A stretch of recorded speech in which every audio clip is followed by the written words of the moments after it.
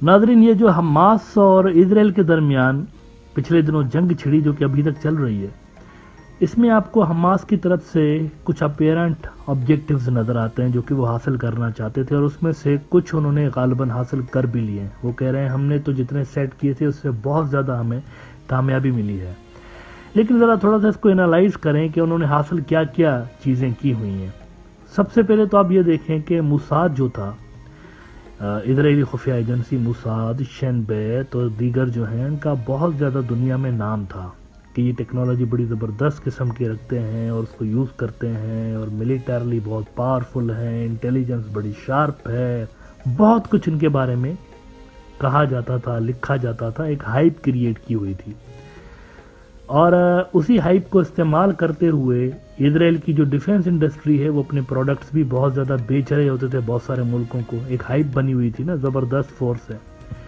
आप देखिए कि हमारे मुल्कों के ऊपर भी मतलब इल्ज़ामात लगते हैं कि हमारे मुल्क जो है वो भी खुफिया तौर पर ले रहे होते थे इनके इक्विपमेंट्स। ये आलमी मीडिया में रिपोर्टें छपी। अब उसमें सच कितना है झूठ कितना है उसको छोड़ दें, लेकिन बहुत सारे ऐसे भी तो हैं जिन्होंने ओपनली लिया हुआ, सच एज इंडिया। मोदी ने पेगासस लिया था और बहुत सारे और भी इनसे टेक्नोलॉजीज ली थी। लेकिन आप देखें कि इस हमले के वक्त क्या हुआ है। मुसाद को बिल्कुल पता नहीं चला, शिन बेत को कुछ पता नहीं, किसी इंटेलिजेंस एजेंसी को कुछ नहीं पता। इजराइल ने खुद कन्फेस किया, उनके जो टॉप के ऑफिशियल्स हैं, कि हमें पता नहीं था। इसका मतलब है कि उन्होंने एक मिथ तोड़ी है इसमें, हमास वालों ने, कि ये कोई इतने भी बड़े नहीं है जितने आप समझ रहे होते हैं इसको। दूसरी उन्होंने जो ऑब्जेक्टिव यहाँ पर हासिल किया, अमेरिका की वो चल रही थी, एक नॉर्मलाइजेशन की ड्राइव चल रही थी, वो धपड़धूस किया उन्होंने। मतलब ये अरब इजराइल नॉर्मलाइजेशन का जो चल रहा था प्रोसेस, वो मतलब ख़त्म तकरीबन हो चुका है। तीसरा अगर आप देखें तो एक और भी चीज़ हुई है कि यहाँ पे कोई कॉरिडोर बन रहा था, अगर किसी को याद हो। G20 के अंदर मोदी साहब ने बड़ा एक लहक लहक के भारतीयों को बताया था कि ये देखो मैंने कितना बड़ा तीर मारा है। हालांकि उस वक्त भी मैं कह रहा था कि इस पर एक्साइटेड मत हो भाई, ये ऐसा ही है, नॉन स्टार्टर है। बहुत सारे ऐसे मुल्क उसके अंदर डाले हुए थे जिनको खुद को भी नहीं पता था कि हम भी इस प्रोजेक्ट का हिस्सा हैं। सारों ने सिर्फ MOU साइन किया था। MOU की कोई हैसियत नहीं होती। MOU ऐसे होते हैं, हज़ारों किस्म के MOU रोज़ाना साइन होते हैं। MOU का मतलब ये थोड़ी होता है कि बाइंडिंग एग्रीमेंट है, ऐसा नहीं है। This was just a non starter basically. लेकिन जो कुछ भी था, मतलब न्यू बॉर्न बेबी भी नहीं था ये, अभी कुछ भी नहीं था ऐसे ही, but whatever it was, वो ख़त्म हो गया। इसके नतीजे में वो धपड़ तो इसराइल पर रिलाई नहीं किया जा सकता। अरब मुल्कों ने देख लिया इसराइल किस तरह का मुल्क है और लॉन्ग टर्म पॉलिसी उसके साथ बना नहीं सकते। सड़कों पे जो गुस्सा है अरब ममालिक में, जो सड़कों पे गुस्सा है, आप देखिए मोरक्को ने इनके साथ नॉर्मलाइजेशन की हुई थी। सबसे बड़े मुजाहरे ही इसराइल के खिलाफ मोरक्को में हुए हैं, मराकश के अंदर। तो इनके साथ लॉन्ग टर्म पॉलिसी नहीं चल सकती। ये सारे ऑब्जेक्टिव्स उन्होंने हासिल किए। इसके अलावा उन्होंने क्या हासिल किया, उसके अलावा ये हासिल किया उन्होंने कि जितना अरसा उन्होंने अंदर रहना चाहा, मुख्तलिफ शहरों में 2-3 दिन रहे, वो रहे और वापस चले गए। वहाँ पर भी इसराइल की जो फौज थी वो मतलब रेडी नहीं लग रही थी, उनको बहुत दिन लगे। उन्होंने कहा 1 घंटे में खाली करवाता है, लेकिन 3-4 दिन लगे। अब वो भी इन्होंने खुद खाली करवाए या वो खुद चले गए, वो भी नहीं, क्योंकि हॉस्टेजेस ले गए ना अपने साथ। उसका मतलब है वो वॉलंटरली गए हैं, वो आए ही इस वजह से थे, परमानेंटली यहाँ पर रहने नहीं है। ये गोरिल्ला फोर्स है, ऑक्यूपाई करने वाली फोर्स अभी नहीं है ये हमास। तो बहुत सारे ऑब्जेक्टिव्स इनके थे जो कि इन्होंने हासिल कर लिए। अब रिटालिएशन जब हुई है वहां से, पहले ही दिन मैंने यहाँ ब्रॉडर व्यू में आपको बताया था कि नेतन्याहू के पास कोई प्लान नहीं है। जब सिविलियन आबादियों के ऊपर हमले होना शुरू होना तो समझ जाए कि कोई प्लान नहीं है। दिस इज नॉट, वो कहते हैं ना, vengeance is not a policy. ये कोई पॉलिसी नहीं होती इस तरह से। जब आप सिविलियन इंफ्रास्ट्रक्चर को टारगेट करते हैं तो उसका मतलब है कि you have lost the battle. जब स्ट्रेटजी होती है ना कोई, तो स्ट्रेटजी पे काम होता हुआ नजर आता है। यहाँ स्ट्रेटजी नजर नहीं है, जस्ट एक अपना वो दोबारा से डर क्रिएट करना, और दोबारा से उसको कोई बाय नहीं कर रहा था। उल्टा इजराइल के खिलाफ दुनिया भर में उनका इमेज खराब हो रहा था, गुस्सा हो रहा था उनके खिलाफ। तो नेतन्याहू के पास कुछ भी नहीं था, कोई पॉलिसी नहीं थी इसके जवाब में। अब हुआ यह है कि इतने दिनों तक ये जो गजा का मुहासरा करके बैठे हुए थे, तो आलमी दबाव बहुत शदीद हो चुका है। अभी तक मैं इस पॉसिबिलिटी को रूल आउट नहीं कर रहा कि ये अंदर घुसेंगे या नहीं घुसेंगे गजा के अंदर, लेकिन मुझे लगता है ये अब घुसने से पहले 100 मरतबा सोचेंगे। बहुत बड़ा रिस्क इन्वॉल्व है यहाँ पे, क्योंकि ये फिर अमेरिका को भी नाराज़ करेंगे। अमेरिका ने मूड देख लिया, अमेरिका ने अपने टॉप ऑफिसर्स को वहाँ पर भेज के सारों का मूड देख लिया। अरब जो है वो कोई अच्छे मूड में नहीं है इस हरकत पे। ये जो कुछ भी गजा के अंदर किया गया है, कि बजाय इसके कि लड़ने वालों से लड़ते, ये जो है सिविलियन आबादियों पे और हॉस्पिटल्स पे और इन पे बमबारी करना शुरू कर दिए इन्होंने, तो उस पर अरब खुश नहीं है। और ऊपर से चाइनीज़ जो है वो भी यहाँ पर डीपली इन्वॉल्व हैं भाई, उनकी ठीक ठाक इन्वेस्टमेंट है, तो जंग उनको भी सूट नहीं करती। जंग अमेरिकन को भी, मेरे ख्याल में वो क्या करेंगे इधर, अगर इसराइल को पैसे देते हैं हर फ्रंट से लड़ने के लिए तो पैसे देते चले जाएंगे यूक्रेन की तरह। आखिर में हासिल क्या होगा? कुछ भी हासिल नहीं होगा आखिर में। तो अमेरिकन भी सूरत हाल को गालिबन समझ गए। उनके खुद के अंदर बड़े बड़े प्रोटेस्ट हो रहे हैं फ़लस्तीन के हक़ में, और उनके जो इत्तेहादी ममालिक हैं यूरोप के अंदर, वहाँ पर भी बहुत बड़े बड़े प्रोटेस्ट हो रहे हैं। उनका खुद का नाम ख़राब हो रहा था जब वो क्रैकडाउन कर रहे थे। अब हुआ यह है कि इस प्रेशर का, दबाव का असर नज़र आना शुरू हुआ है। तो पानी उन्होंने जो गजा का इतने दिन से बंद करके बैठे हुए थे वो खोल दिया है। और दूसरा एक बहुत बड़ा, आज 2-3 बड़े वाक़यात हुए हैं। एक बड़ा वाक़या ये हुआ है कि कहा जा रहा था कि जी ये जो नेतन्याहू है ना, ये गजा पे बमबारी इसलिए कर रहा है ताकि गजा खाली हो जाए और ये उसके अंदर घुस जाए। और किसी ने मेरे से सवाल पूछा था कि क्या ये मुमकिन है, तो मैंने कहा था इससे बड़ा घटिया और फजूल किस्म का जो प्लान है ना, कोई हो ही नहीं सकता। इस तरह नहीं होता कब्जा जो होता है ना, इस तरह नहीं होता। मतलब आज के दौर में, वो पहले स्टोन एज थोड़ा ही है, सारों को कत्ल करके ज़मीन खाली करके बैठ जाओ, वो ज़माना थोड़ा ही है। ये दूसरे किस्म की दुनिया है, इसमें ऐसा नहीं होता। तो ये जो कुछ भी हो रहा था नॉन स्टार्टर था, कुछ भी नहीं था।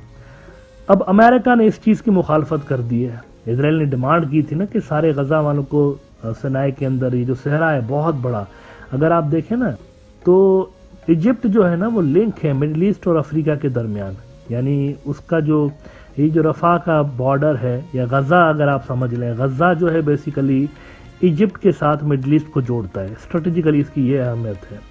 तो गजा के उस तरफ इजिप्ट में सहराए सीना है। ये सहराए सीना वही है जो कि आज से सैकड़ों साल पहले हज़रत मूसा के दौर में, बल्कि हज़ारों साल मुझे कहना चाहिए, तो वहाँ पर ये जो भटकते रहे थे ना सहरा के अंदर, ये उस ज़माने की आसपास की बात है जब मन और सलवा नाज़िल होता था घरों के अंदर और इनको कुछ करने की ज़रूरत नहीं पड़ती थी, घरों में खाना मिल जाता था। तो ये वही सहराए सीना है जो कि गजा के पास जिसका बॉर्डर लगता है। और इधर ही कहीं कोहे तूर है, कोहे तूर जिसका जिक्र कुरान मजीद में भी आपको मिलता है, जहाँ पर हज़रत मूसा अलैहिस्सलाम गए थे खुदा पाक से हम कलाम होने के लिए। और कोहे तूर जो था वो एरिया है जहाँ पर 10 कमांडमेंट्स जो थी वो नाज़िल हुई थी। तो ये सारा तारीखी इलाका है और हिस्टोरिकल इलाका है। इजराइल चाहता था ये सारे सिना के अंदर चले जाएँ, ये जो सिना का इलाका है वहाँ पर चले जाएँ। अमेरिका ने कहा है कि हम तो ये नहीं चाहते। अमेरिका ने इसलिए नहीं कहा है क्योंकि अरब नहीं चाहते। ब्लिंकन ने आज जो स्टेटमेंट दिया है उसने नेतन्याहू के अरमानों पे पानी फेर दिया। टाइम्स ऑफ इजराइल उन्हीं का अपना मीडिया कोट करके दिखाता हूँ आपको। कहते हैं कि Blinken says efforts to relocate Palestinians from Gaza to Sinai a non starter. यह तो ऐसे फजूल किस्म का आइडिया है भाई, किसका आइडिया है।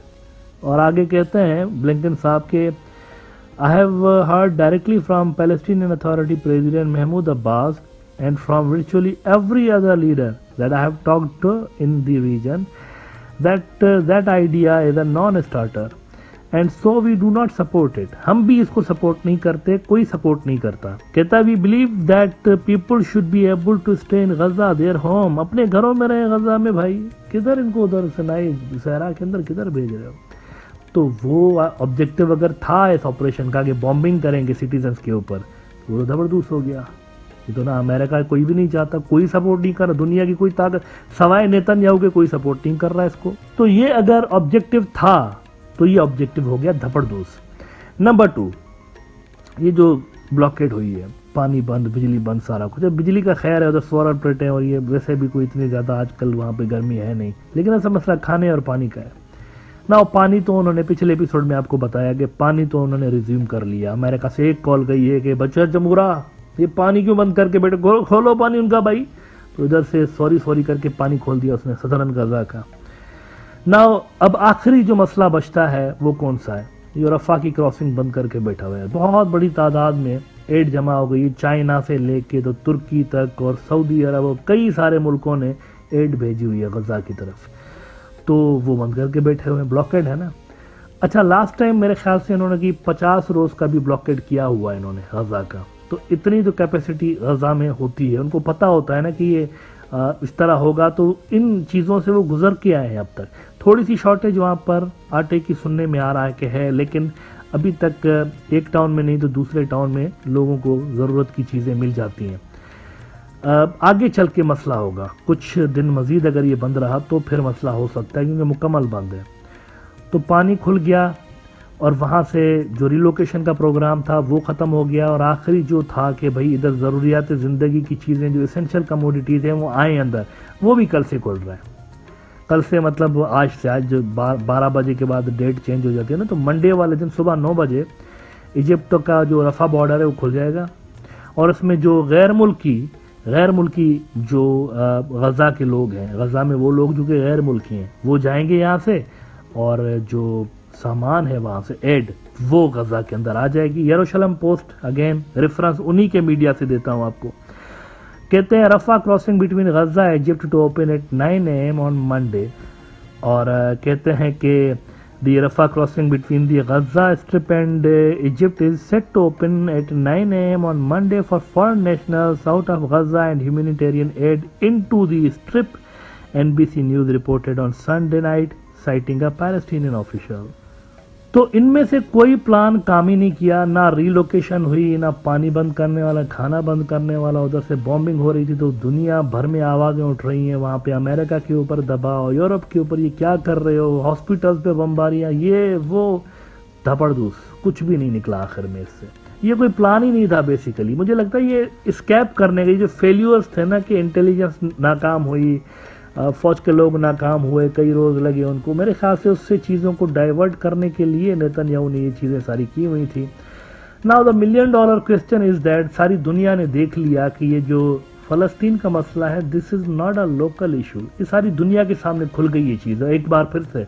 वैसे तो सारे जानते थे, लेकिन एक बार फिर से ये सारी दुनिया के सामने चीज़ खुल गई है कि this is a potential flash point for a world war 3। फ़लस्तीन का जो मसला है, दुनिया भर में आपने देखा कि हुकूमतों के ऊपर शदीद दबाव आया पिछले 3-4 दिनों के अंदर, अभी भी है।